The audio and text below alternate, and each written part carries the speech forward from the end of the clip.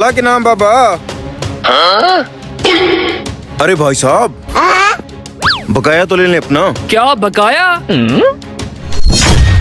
है? इसका मतलब है ये हरामखोर यहाँ भिखारी के रूप में बैठकर मंशियात फरोख्त कर रहा है। लेकिन हो सकता है मेरा ये वहम हो। चेक कर लेता हूँ।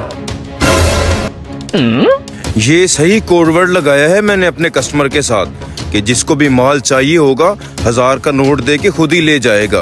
अगर इसी तरह मेरा कारोबार चलता रहा ना तो मैं भी एक दिन करोड़ों में खेलूंगा। ऐसा करता हूँ, दूसरा माल रख लेता हूँ, कोई ना कोई कस्टमर आने वाला होगा।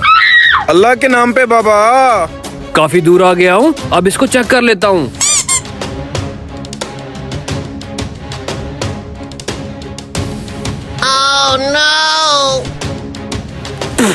अरे ये तो वाकई मंशियात है।